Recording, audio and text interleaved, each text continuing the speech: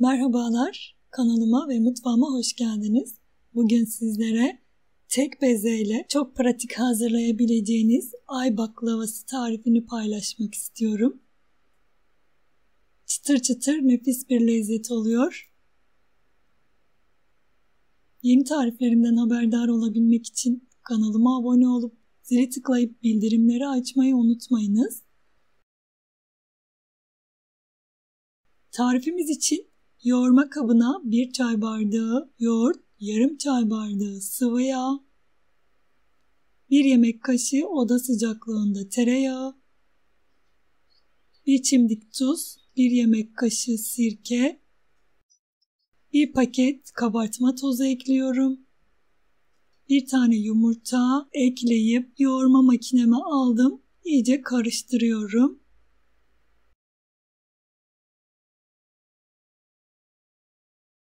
Onu azar azar ilave ederek hamuru yoğurdum. Toplamda 2,5 su bardağı un kullandım. Hamurun kıvamı bu şekilde olacak.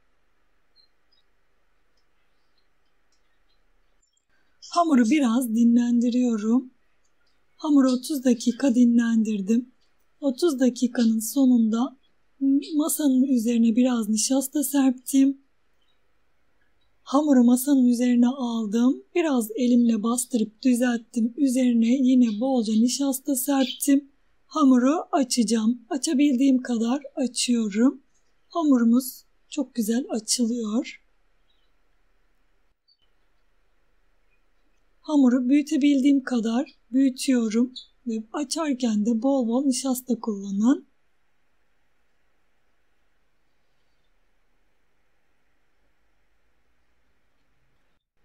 Hamuru büyütebildiğim kadar büyüttüm.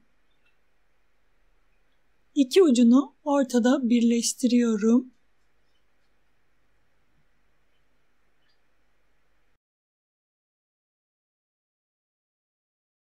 Üzerine bolca nişasta serpiyorum.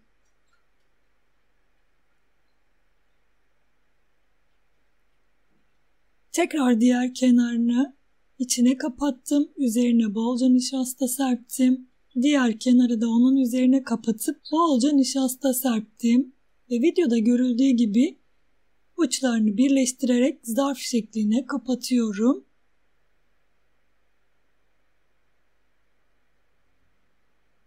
Ters çevirdim. Üzerine bolca nişasta serpiyorum. Üzerini buzdolabı poşetiyle kapatıp 10 dakika kadar dinlendiriyorum. Dinlenmiş hamuru tekrar açacağım. Bolca nişasta serptim masanın üzerine. Hamuru alıyorum. Merdane ile açıyorum. İnceltebildiğiniz kadar inceltin. Açabildiğiniz kadar açın hamuru. Ne kadar ince olursa o kadar güzel olacaktır.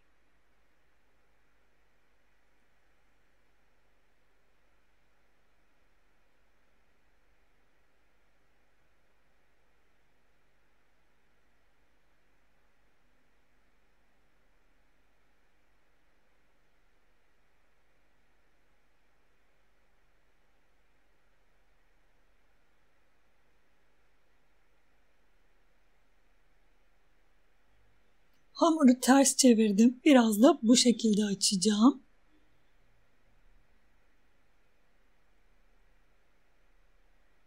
Hamuru iyice incelttikten sonra kenarlarını kesip dikdörtgen şekil veriyorum.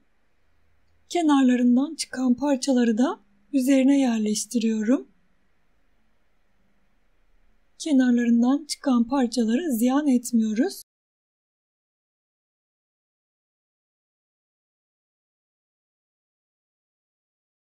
Ve tekrar açıyorum merdaneyle. İyice incelttim. Kenarları biraz kalın olduğu için merdaneyle tekrar açıp incelttim. 150 gram dövülmüş fındık serpiyorum. Bolca fındık serptim. İsterseniz fındık yerine ceviz veya fıstık da kullanabilirsiniz. Videoda görüldüğü gibi her iki kenarından sarıp ortada birleştiriyorum.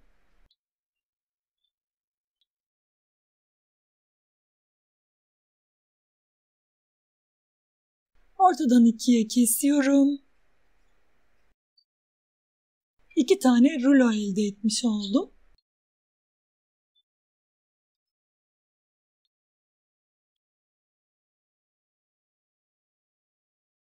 Hamurlarımı sardım, hazırladım. Şimdi bir çay bardağıyla şekil veriyorum. Çay bardağıyla bu şekilde yarım ay şeklini veriyorum.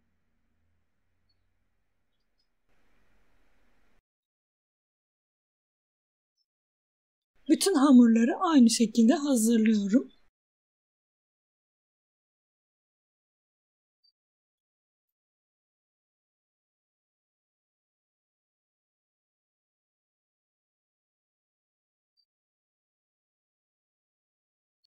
Üzerine 100 gram tereyağı, 50 gram margarin, 1 çay bardağı sıvı yağ erittim. Üzerindeki köpükleri almadan her birinin üzerine gelecek şekilde tereyağını döktüm.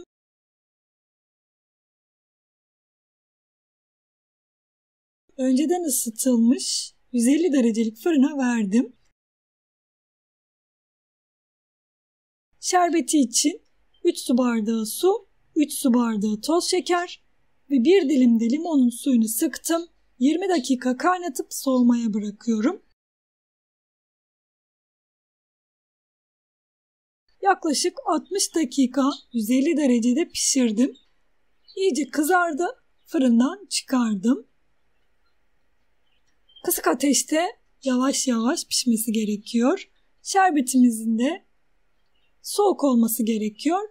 Ben ılığa yakın soğuk hazırladım şerbetini. Tatlımız da fırından çıktı. İlk sıcaklığı çıktıktan sonra ılık olan şerbeti tatlıya veriyorum.